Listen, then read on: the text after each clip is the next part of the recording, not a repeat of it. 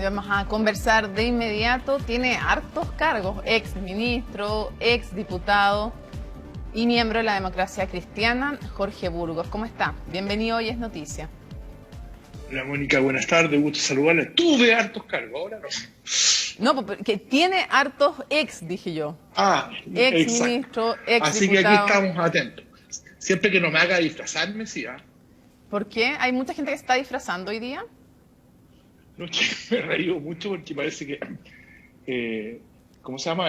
Joaquín Lavín y Francisco Vidal se pusieron el uniforme de San Martín y O'Higgins, me mandaron una, no sé, a lo mejor es fake news.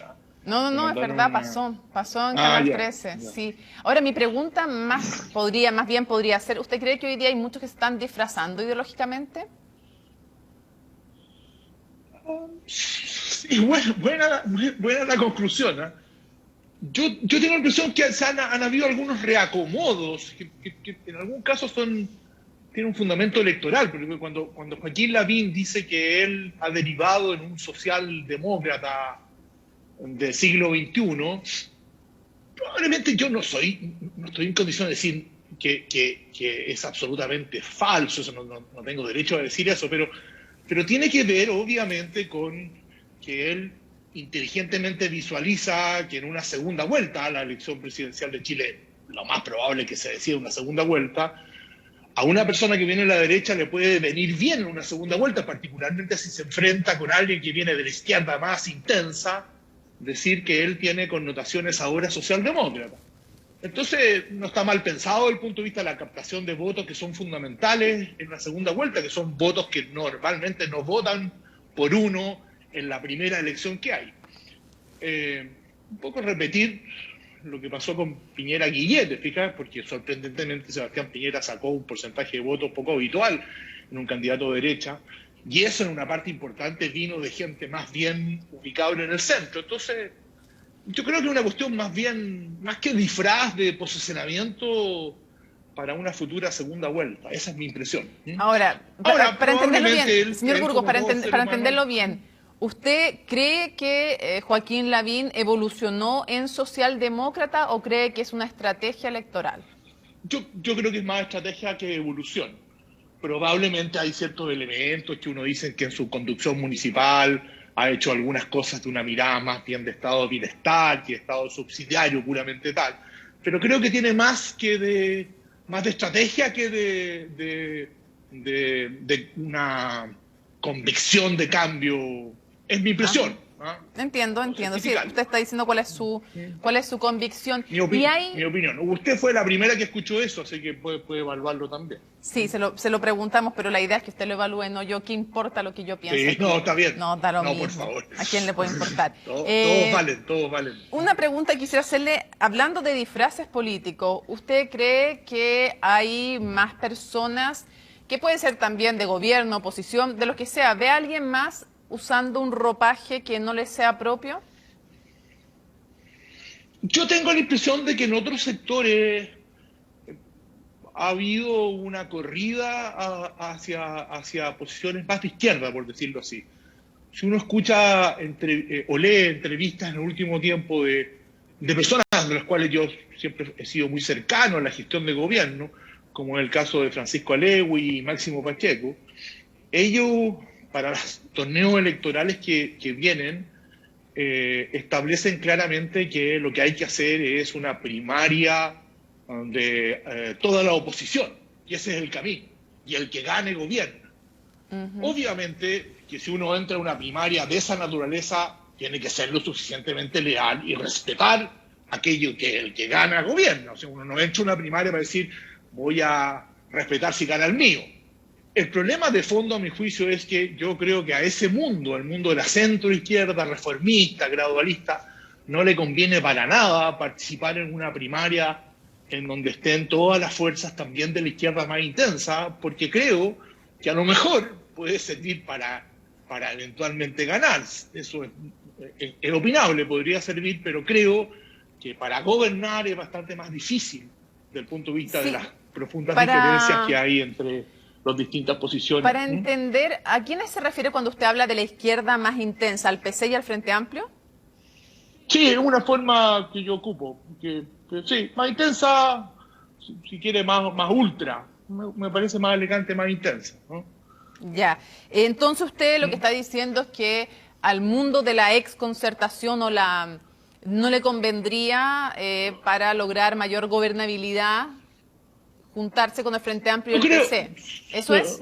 yo creo que le conviene al mundo para no usar el término concertación, que es una instancia que existió, lo que se acabó. Yo prefiero hablar de una centro-izquierda reformista, Ya, o sea, gradualista. pero para entender el Yo creo que concepto, lo que le quiero preguntar, para entender el concepto, pongámosle nombre y apellido. Al PR, al PS, al PPD y a la ADC, usted dice que no le conviene ir desde el punto de vista de la gobernabilidad a una primaria con el Frente Amplio y el PC. ¿Eso yo es? creo que no, que a nosotros lo que nos conviene es mostrarnos como somos en una primera vuelta, con claridad. Esta es una coalición de centro izquierda reformista que recoge cosas de la buena experiencia de los 20 años, recoge los pendientes y entrega obviamente una propuesta desde esa posición política. Ajá. Yo creo que eso es lo mejor y creo que es muy bueno para el país también, que existe una nítida socialdemocracia sobre el cristianismo. Lo que usted está diciendo entonces que... al país. Aunque no ganemos. Sí, pero mi pregunta es, lo que usted está diciendo es que ir para el PS, PPD, PR y DC juntos con el PC y el Frente Amplio puede ser bueno electoralmente, pero no desde el punto de vista de la gobernabilidad. Eso es lo que usted plantea. El punto... Pudiera serlo. No estoy seguro que sea tan bueno electoralmente en una segunda vuelta. Pero pudiera ser bueno electoralmente, pero es malo desde el punto de vista de la gobernabilidad. El punto... Pudiera pasarse a segunda vuelta. Sí. No sé si una candidatura en que el abanderado sea eventualmente una persona como el alcalde de Recoleta, señor Jadwe, que ganara legítimamente, sea un buen camino para enfrentar a un candidato potente de la derecha, la centro derecha en segunda vuelta. Tengo mis dudas, mis razonables dudas. A ver, una pregunta súper simple antes de volver a lo anterior. Entre el alcalde Jadwe y Joaquín Lavín, ¿quién cree que gana? Yo tengo la impresión de que una segunda vuelta de esas características, mi impresión es que gana Lavín, con alguna holgura incluso. Y eso quiere decir que un buen porcentaje eso quiere decir que un buen porcentaje del electorado de la ADC votaría, cree usted, por Lavín antes que por Jadwe. Pero el electorado de centro, no solo la ADC. Sí, pero por lo menos... ya pasó, pues, ya pasó, pues. O sea, el presidente Piñera le ganó a Guillé con mucha holgura y ni siquiera era Frente Amplio, ¿no? Entonces yo creo que ese es un panorama que se puede dar. Ahora, Jadwe es PC, no es Frente Amplio. Bueno, le entrego un plus a la posibilidad que gane con holgura Lavín. ¿Usted cree que tiene menos posibilidades alguien del Partido Comunista que alguien de Frente Amplio convertirse en presidente o presidenta? No sé el porcentaje de posibilidades, pero lo quiero decir, mientras más a la izquierda la candidatura, mi impresión es que las posibilidades de un candidato de derecha, que además se coloca en una posición diversa que ha sido la derecha, reivindicando política socialdemócrata, tiene más posibilidades de ganar, en mi opinión. Sí, no, si está, justamente lo que estoy preguntando son sus opiniones. Si no me hubiera entrevistado a mí. Sí, ahora, dijo una frase que me llama la atención. Usted dijo, nos conviene, hablando en un nos, a la DC, PS, PPD, PR, nos conviene mostrarnos como lo que somos. El punto es, ¿usted cree que tiene tanto en común la DC hoy día con el PS, con el PPD? ¿Usted cree que ellos se sienten tan cercanos a la DC? Mire, para serle franco, hay muchas declaraciones que indicarían que lo que yo digo es bastante teórico y poco real, pero mi impresión es que las bases, que la gente que vota por ese mundo puede sentirse más interpretado por una candidatura de esas características. Probablemente no se da mucho en las militancias.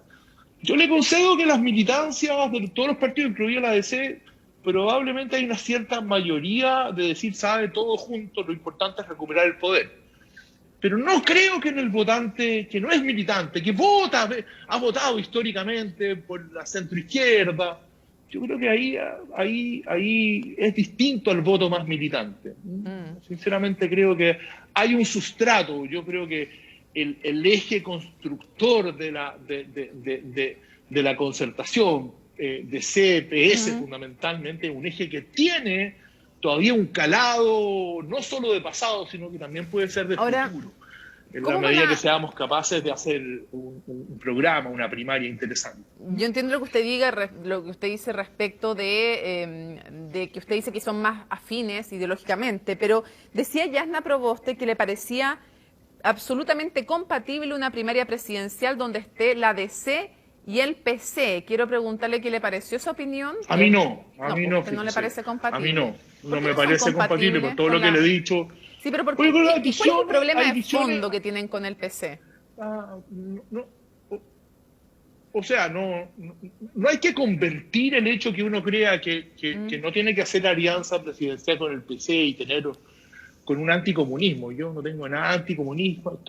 Creo, como todos los demócratas, que los comunistas tienen derecho a participar, no porque lo diga yo, porque tiene que ser así la democracia. Pero creo que hay diferencias profundas en materia de gobierno. Yo creo que el Partido Comunista, en general, en materia económica, recoge tesis de planificación central, recoge de un intervencionismo muy profundo. ¿Para qué decir en materia de derechos humanos, donde yo creo que hay una visión que no se comparte? Es un partido que tiende a defender el proceso venezolano. ¿Para qué decir el proceso castrista? Más de alguna vez ha habido alguna declaración comprensiva con Corea del Norte. Hay diferencias muy insondables, encuentro yo. Es mejor decirla. Sin perjuicio que uno pueda converger en una cierta política pública. Ahora, me llama la atención porque el PC fue parte de un gobierno del cual usted fue ministro del Interior, de hecho. Entonces, aquí viene el tema siguiente. Perdón que le haga un punto. Antes que me responda. Sí, pero antes que me responda ese punto que usted dice al tiro ya, es que no funcionó muy bien. Pero antes de eso, para completarle la pregunta, decía el alcalde Jadwe, y dicen otros también desde el Partido Comunista, que cuando ellos tienen que darle los votos a ustedes, no hay ningún problema, y que ustedes no tienen problema aceptar sus votos, pero cuando es al revés, potencialmente, como podría ser en el caso del alcalde Jadwe, ahí sí hay problema. Entonces, por eso yo le pregunto, ¿por qué no tuvieron problema en estar juntos en un gobierno del cual fue ministro del Interior usted, ni más ni menos, con el PC, cuando necesitaban sus votos? Sí, yo fui ministro del Interior, pero la historia completa es que yo me fui de ministro del Interior. Sí, pues. ¿No? O sea, no hay duda que no fue una cosa muy cómoda. Yo creo que no, creo que es complejo. Es complejo la convergencia con el Partido Comunista en una función de gobierno. Tiene complejidades que a mi juicio perjudican la acción de gobierno. Hay otras personas en la DC que creen que no, pero yo sostengo que le hace mejor a Chile una coalición claramente de centro-izquierda reformista. ¿Y eso no es regalarle a la derecha finalmente siempre el poder? Porque parece bien difícil llegar a la moneda para ustedes como PS, PPD, DC y PR sin el Frente Amplio y el PC. Misma cosa para el PC y el Frente Amplio. Entonces, no es finalmente... Habiendo segundas vueltas no es tan regalable, porque las segundas vueltas, las opciones no son dos, en fin. No, yo creo que... Pero si usted mismo me decía que entre Jadwe y Lavín, usted me decía que entre Jadwe y Lavín ganaba Lavín. ¿Quién podrían poner a competir ustedes que pasara segunda vuelta? Sí, pero es que yo no quiero seguir hablando de Jadwe candidato en la segunda vuelta. Estoy hablando de la posibilidad cierta que entonces, cuénteme, sea la centroizquierda reformista la que pase a la segunda vuelta. ¿Y quiénes podrían pasar de la...? No tener esperanza. Pero claro, pero eso tiene que tener un rostro de hombre o de mujer. ¿Quién podría pasar a la segunda vuelta hoy día de este centro reformista que usted le llama? Hoy día las elecciones son bastante tiempo más. Sí. Hay personas que a mi juicio tienen buenas expectativas de ser candidatos. Por ejemplo. Hay varios.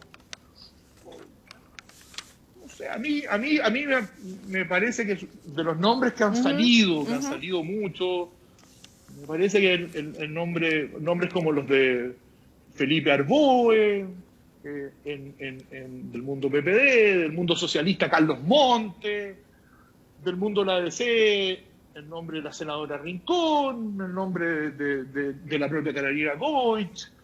No sé, ya que los alcaldes están muy potentes, la democracia cristiana tiene una alcaldesa, a mi juicio, muy potente, que es la Carolina Leitao. Estoy especulando, pero creo que nombres hay, si lo que es importante. Sí, Goich sacó 5% ¿no? la vez pasada. Sí, claro, pero eso fue como candidata única de la ADC. Yo estoy pensando en una cosa del centro. Ya, o sea, usted descarta la idea no. de que la ADC fuera sola. ¿Eso no le parece una buena opción? No, a mí no me parece bueno. Hicimos un esfuerzo, ella hizo un esfuerzo muy valiente, yo la acompañé, pero creo que uno tiene que aprender de las cosas y creo que lo ideal sería lo otro. Y una pregunta, ¿qué debiera hacer la democracia cristiana si es que el PS y el PPD sí estuvieran por pactar con el Frente Amplio y con el PC? ¿Qué hace ahí la ADC, según usted? Bueno, ese es un escenario que podría llevar eventualmente en una tesis a repetirlo el camino propio de la última elección, que no como ideal, pero no sé, yo creo que yo tengo la impresión que hay sectores de la centro izquierda que no les va a gustar eso. En fin, habría que buscar acuerdos con otras personas. Ojalá que no se dé ese escenario, pero hay que tratar de convidar a muchas y a muchos a un esfuerzo de la centro izquierda. Una pregunta, ¿cómo ve el escenario del plebiscito? Algunos dicen que es mucho más fácil ponerse de acuerdo para un apruebo en la oposición mientras la derecha o centro-derecha está dividida, pero que después cuando tengan que ir a los contenidos va a ser mucho más difícil para la actual oposición que para quienes son parte del oficialismo. ¿Cómo ve usted ese plebiscito? No hay duda que es más fácil ponerse de acuerdo en el apruebo y el rechazo, y el acuerdo del apruebo ya rompió las fronteras de la oposición, de la centroizquierda, y hay gente que es de centro derecha o derecha que está por el apruebo, ni más ni menos que el candidato más opcionado que tiene la derecha, claro, que lo hemos nombrado varias veces en esta entrevista. Entonces se rompió esa lógica, ¿no es cierto? Y yo creo que salvo que ocurra una cosa muy rara, suele no ocurrir. Pregúntele al presidente Santos, en fin. Ahora, nunca fue tan holgado en la encuesta, pero lo más probable es que gane la prueba con cierta holgura. A lo mejor menos de lo que dicen algunas encuestas, pero con cierta holgura. Y después viene, el tema central, que los partidos, qué tipo de convencionales, mujeres, hombres van a llevar, qué vamos a ir a buscar. Y yo tengo ahí la impresión de que lo importante es que esos convencionales sean capaces, ¿no es cierto?, de contestarle al radicalismo que va a haber de lado y lado, los que no quieren cambio alguno, los que quieren cambios absolutos, destinados, ¿no es cierto?, a de nuevo tener una constitución más bien ideológica. Yo creo que es inmensa, espero yo, gente que va a estar en la mitad de eso, va a poder contestarle a los radicales, va a ser un acicate para esa gente, los radicalismos absolutos, a ponernos de acuerdo en una constitución que importe cambio, que establezca, ¿no es cierto?, se establezca sobre lo que ha sido la tradición constitucional de Chile. Yo creo que hay una buena posibilidad, yo tengo esperanza. No va a ser fácil, pero tengo esperanza que va a haber mucha gente que va a querer una constitución que mejore muchas cosas, pero que permita gobernar a quienes sean elegidos y no sea una camisa de fuerza, sino que sea una gran norma que permita que el país siga resolviendo, aunque sea parcialmente, de a poco, sus problemas. Eso es lo central a mi juicio, por eso hay que jugársela. Quiero preguntarle, primero, ¿usted quiere ser candidato, va a ser candidato a la convención constituyente? Si es que eventualmente gana la convención constituyente o la convención mixta, si es que gana la mixta, todo esto en el supuesto que gane la prueba. Estamos dando como 3 supuestos. Sí. ¿Ya, usted le gustaría ser parte? Para serte franco, le he dado una vuelta porque encuentro que es bien desafiante. Yo más bien había pensado que mi época de candidato a todos había terminado, estaba contento de lo que estoy haciendo, pero en la franqueza y honestidad le he dado una vuelta. Ahora nadie me lo ha pedido la democracia cristiana para hacerle bien franco. Ya, también, pero si se lo piden, está disponible. Pero estoy dispuesto a dar una vuelta, saber por dónde es, en fin. No, ¿cómo se te ocurre llamarme? le daría una vuelta. Voy a usar una frase que usan, estaría disponible. Disponible. ¿Has visto cosas más desagradables que los candidatos disponibles? Bueno, pero es que normalmente están No, disponibles. estaría dispuesto estaría dispuesto a conversarlo, a verlo. Yo creo que es un desafío. Mire, Mónica, yo creo que todas las elecciones son importantes, pero probablemente la más importante de todo el listado de elecciones que tenemos es esta, porque va a definir el gran estatuto de cómo nos debiéramos mover como país, como sociedad en los próximos 20, 30 años. Es muy trascendente. Ya, y siendo entonces justamente esa la importancia de esta elección, es la que lo lleva a usted a estar disponible en caso de que se lo pidieran para ese cargo. La pregunta analizarlo, es... Analizarlo, ok. ¿no? La pregunta Hay es, mejores candidatos ¿qué cree usted, ¿no? Sí. ¿qué cree usted que hay que cambiar de la Constitución y qué no hay que cambiar para nada?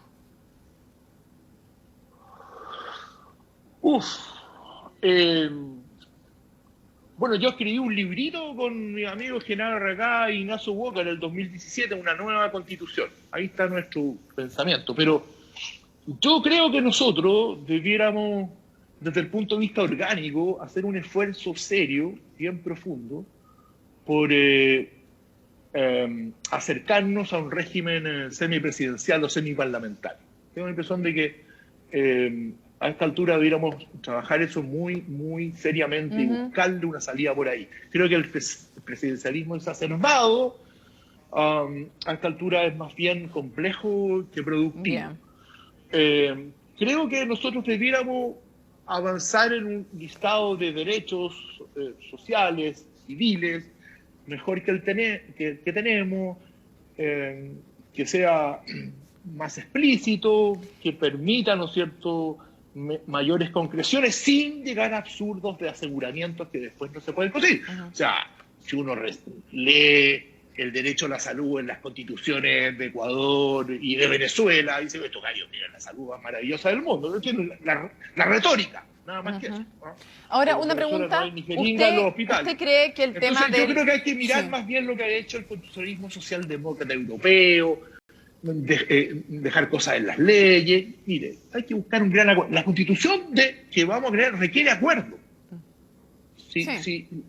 No se nos olvide eso, pues los 2/3, los que creen, los que dicen, mire, si no hay 2/3, vamos a dejarlo todo para la ley. Eso es un absurdo.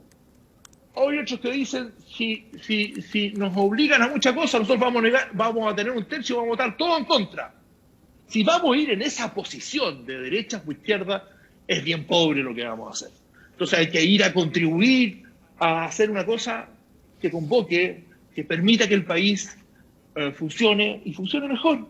Esa es la tarea, ni más ni menos.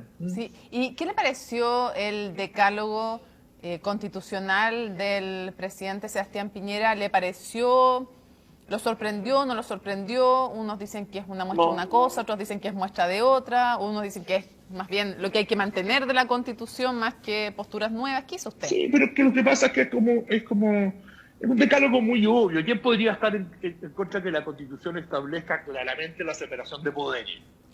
Ay, ¿no? Obvio lo encontró. Entonces, obvio, no creo que haya aportado mucho. Tampoco me parece que sea un acto inaceptable de intervencionismo. Es su posición nomás, pero no creo que sea una posición que absolutamente clarificadora. Está bien, está en su derecho. En fin, un gobierno que está en una situación bien compleja, porque hay dentro de su gobierno tiene gente que Señor Burgo, el rechazo, otros no, entonces se han mantenido en un desfiladero complicado, no es fácil para ellos. Ya, le tengo un 3 en 1 que son... ¿Qué cosa hay que dejar? Hay que dejar varias cosas en la Constitución, porque dice, hay que sacarlos de... Pero ¿usted ha escuchado a alguien que se le ocurra decir, sabe, mire, hay que terminar con la segunda vuelta? No, ha sido un beneficio, y la segunda vuelta es de la Constitución del 80, o sea, tampoco va a decir todo es malo. ¿No? Ok. Eso. Ya, y me quedan 3 temas así como rápido antes que se nos vaya el tiempo. Lo primero, ¿cuál es su posición respecto a la acusación constitucional en contra de Jaime Mañalich? No, yo comparto lo que le escuché al expresidente Lago, lo encontré bien claro. Yo creo que uno puede tener un juicio severísimo, menos severo, algunos tendrán uno generoso respecto de que fue la conducción del ministro Mañalich en un momento muy complejo. Pero de ahí a convertirlo en que incumplió la ley, la Constitución, y que dolosamente produjo los efectos atroces de la pandemia, me parece que es un exceso que no tiene fundamento, no tiene fundamento. Yo no creo que vaya a prosperar eso, fíjate. Ok.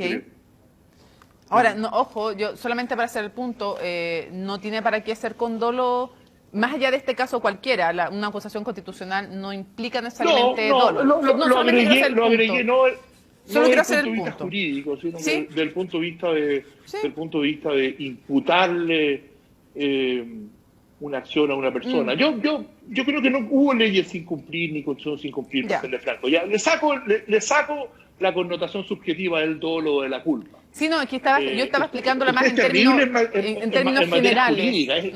A mí me encanta, en materia jurídica no deja pasar una. Una vez me acuerdo que enfrentó un constitucionalista y le recordó el derecho hereditario para contestarle que estaba equivocado. No, es salvaje, ten cuidado, hay que leer la Constitución antes de contestar, ¿no? ¿Conmigo?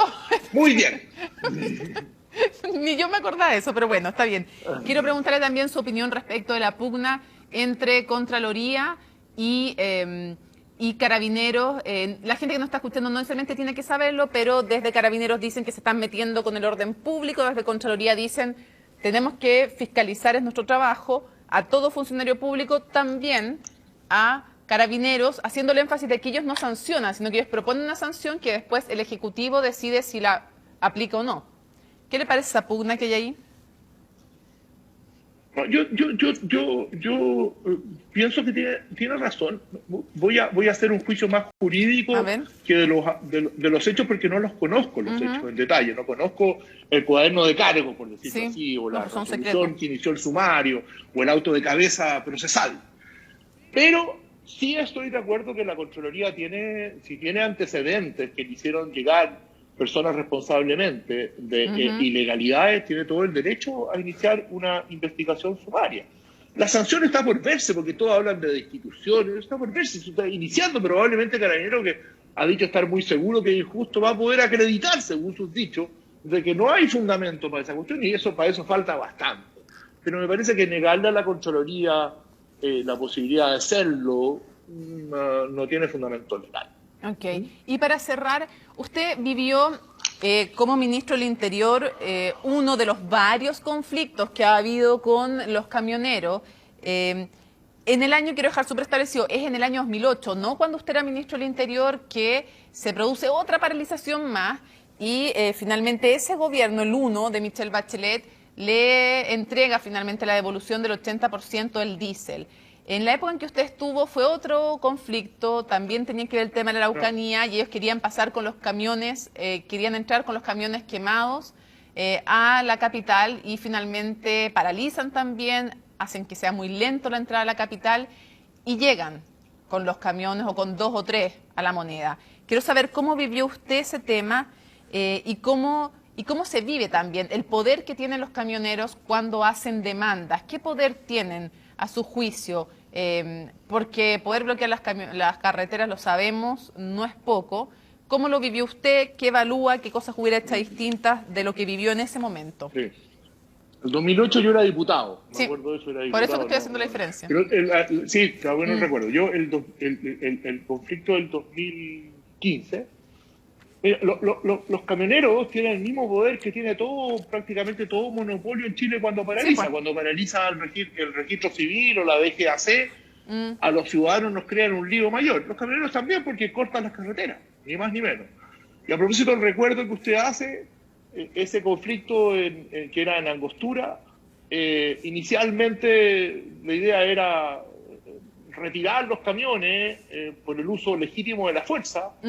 Eso era muy difícil en la práctica porque la cantidad de camiones que se había instalado y habían empezado a cortar de a poco las rutas lo hacía posible, pero en muchos días y en un conflicto muy complejo. Y yo en ese momento, con la autorización de la Presidenta de la República, tomé la decisión de buscar una salida negociada y ellos pidieron que por la Alameda de Bernardo O'Higgins, 5 o 6 cuadras frente a La Moneda, una de esas cuadras, pudieran pasar en unas rampas los camiones quemados en actos violentos ocurridos días antes. Lo hicieron, fueron 8 o 9 camiones y el conflicto se desentrabó. Yo creo que los conflictos de ese tipo hay que tratar de arreglar las primeras horas, los primeros días. A veces cediendo, pero hay que hacerlo, porque es mucho más complicado tener, como ocurrió en esta oportunidad, 5 o 6 días en ascua al país si le va a seguir llegando la benzina o los medicamentos. Mi recomendación es a veces ser no tan purista y buscar un arreglo rápido, que es mucho más beneficioso para la ciudadanía. Ahora, es bien impresionante. Nadie me ha pedido la recomendación, pero yo estoy diciendo lo que sea. Pero es bien impresionante lo que usted dice, porque fuera de cámara, más de una autoridad de distinto sector político ha reconocido que no tienen la posibilidad de despejar las carreteras si es que los camioneros se la toman. Usando la fuerza legítima del Estado, no puede hasta varios días lograr un despeje de carreteras, sí. Y eso da un cierto, o sea, que usted lo diga en cámara me llama la atención, y eso es un tema que le da un poder de alguna manera de veto y de presión a los camioneros muy fuerte. Sí, todas estas cosas producen esto. Ahora, no es que sea imposible, se demora mucho, en fin. Días, dijo usted. Tiene otras complejidades, en fin, pero por eso que a veces es más recomendable arreglar estos problemas rápidamente. Además, que pasen los camiones quemados frente a la Moneda durante 2 minutos, no me va a decir usted que es una capilla de minucio, inaceptable.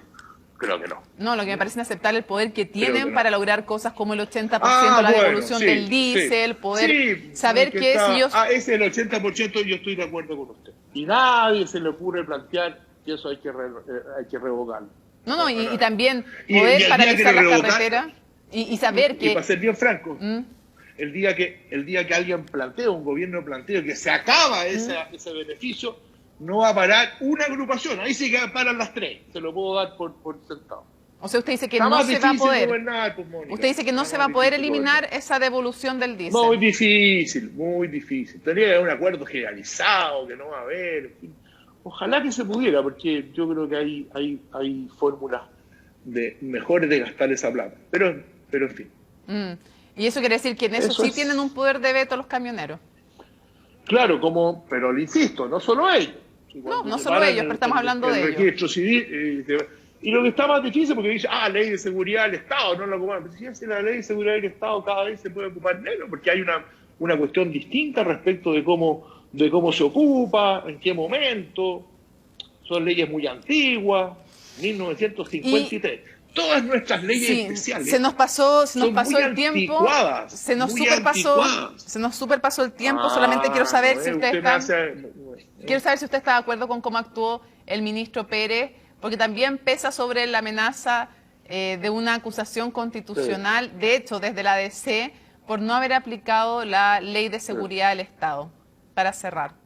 Yo la única crítica como ciudadano que haría, no tengo mayores conocimientos, que se demoraron mucho. Yo creo que el gobierno analizó, porque el gremio de los camioneros en general todo, pero este en particular ideológicamente es más bien cercano a este gobierno que a los anteriores.